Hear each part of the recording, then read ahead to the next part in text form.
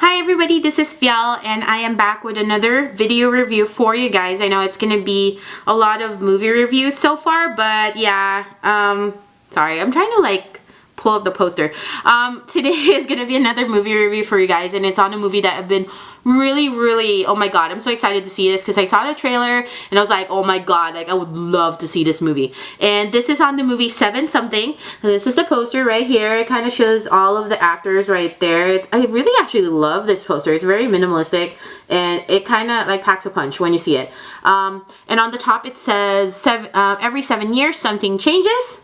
So this movie actually was shown, I believe, in the summer last year in 2012, probably August or September, and it is a movie from Thailand, and it's a romantic comedy done in an anthology format. I'm going to be posting another movie review, which is 24/7 in Love, which is a Philippine movie, and it's actually in a similar anthology format, but with a different mood and a different feel, so look out for that.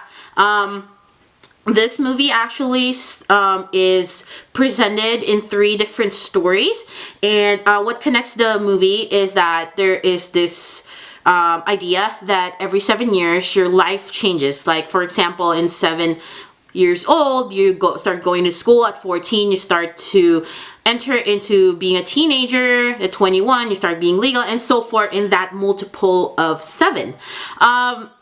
So actually, the 3 sections of the movie talks about 3 different points in your life in different 7-year intervals.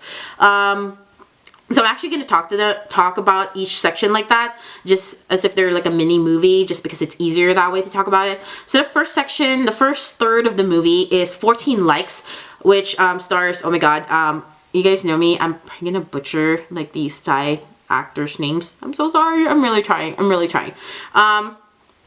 Jirayu Layong plays Puan, and then Sudata Udomsilp plays Milk.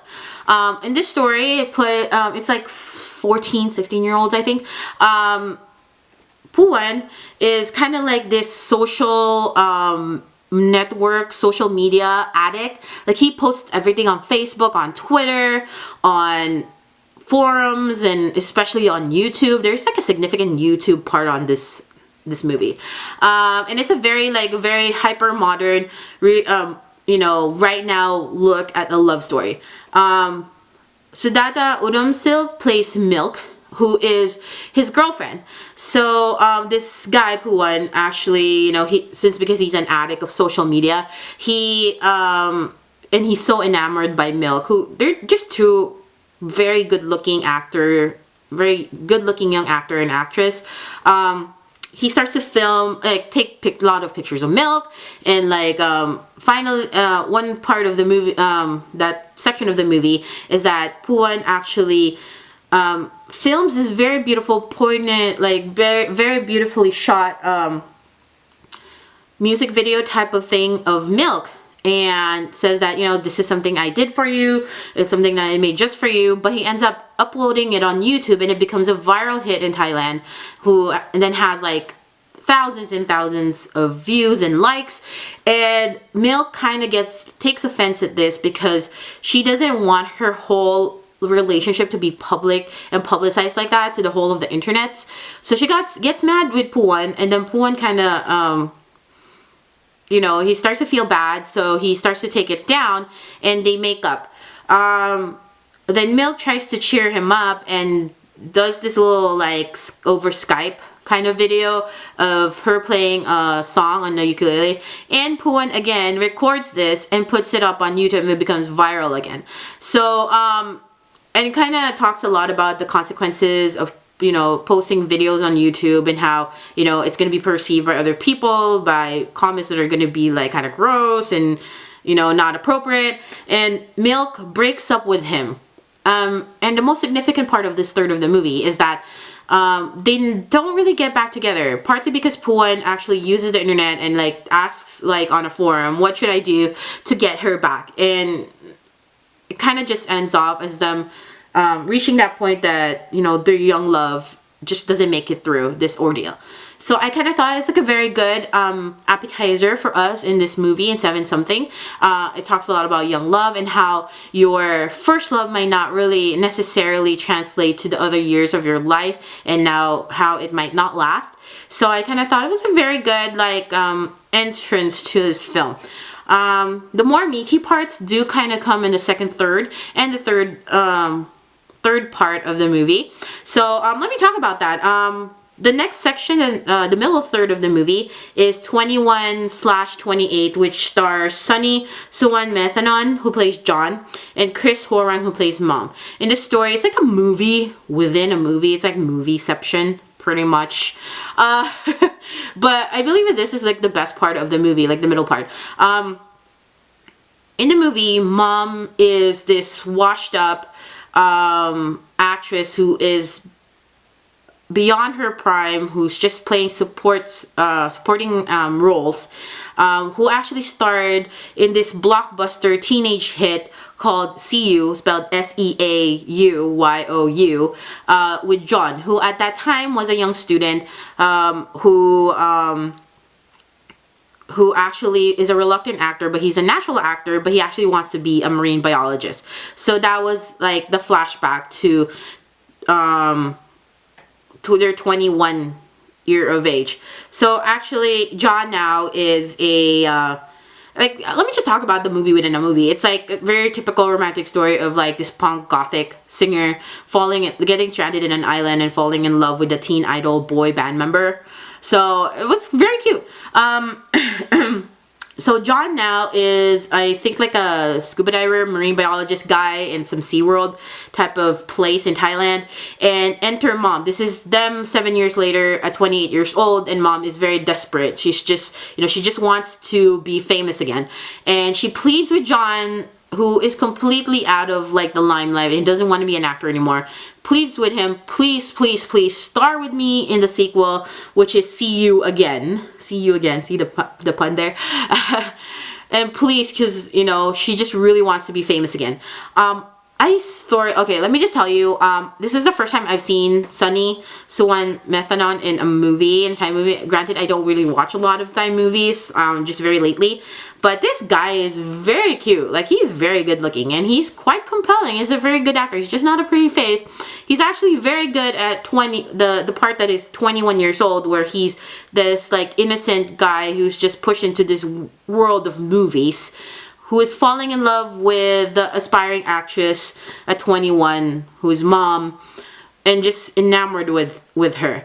And then flashback 7 years later, when John is this disheveled, jaded guy who doesn't want any part of being famous at all. So I think he's a very good actor. And of course, oh my gosh, you guys know I have like a girl crush on Chris Horang. This lady is such an amazing actress. She was in one of my favorite Thai movies, Bangkok Traffic Love Story, which I already reviewed on this channel. And she plays Mom. At 21, she turns from this idealistic, rising actress to kind of this like actress that gets drunk with fame that they receive from this movie, this blockbuster hit, and she's like drunk with fame. She gets to all these scandals with other actors and totally ruins the romance and the relationship she has with John that she built from that movie and translated to real life. And then flash forward 7 years later, when she's just this incredibly desperate, trying to hold on to the last semblance, the last thread of her success, and, of her life falling apart as her career just turns into nothing. And, seriously, Chris Horang just blows everything out of the water. And I was just like, oh my God, I feel for this girl. Like, it's really sad. Like, I feel her desperation. I feel her emotions, her sadness, and just that, feeling that after this is the last chance I'm ever gonna have to, continuing my career as an actress. And she does that. She pleads with, Sunny's character that please, this is the last chance I have. Please do this for me. And I think that this section of the movie is the most complete and most solid of the plot lines in the whole movie, just because you're just it's very compelling. You just feel like the whole plot really resolves itself and has a good ending in the end of this section. And it's pretty good. I love this section of the movie. I would give it a 5 out of 5. Seriously. The next more mature part of the movie though is 42.195. In this section, I think most people who watch this movie are gonna watch this section just because it stars Sukwan Bulakul, who plays the newscaster, and Nikul Horvechkul. He is from the Korean boy band 2PM, and he's venturing into acting in his homeland. He's actually Thai. He's not really Korean, but he works in Korea. And he plays the marathon boy. In this last section of the movie, I kind of thought it was okay ender for Sukwan plays a newscaster whose husband just died a few months ago, and she's very sad, and she literally, her life gets jump started once she bumps into Nikun's character, who is a guy who is probably 20 years her junior and is training for a marathon. So they become friends, they start running. Sukwan starts to have feelings for Nikun's character, and she feels very like as if she has betrayed her husband because she's liking this guy who's 20 years younger than her, who she feels like she promised her husband that she's never ever gonna love any other man in her life, yet she feels strongly attracted to this young guy who's giving her so much more exuberance in life. And just it's like a really good section to end off, because it kind of talks a lot about this section in the movie talks a lot about how friendship doesn't necessarily mean that you have to have a romantic relationship, and the bond that they develop while training for the marathon and eventually going on the marathon and finishing the marathon was really good ender in the movie. So to recap, I really like the second section of the movie. I do give this movie a 4.5 out of 5 because it's a really good movie. I think it's a feel-good movie, and it's a good 7-year anniversary offering from GTH, and I thoroughly recommend a lot of their other movies. So please do check it out on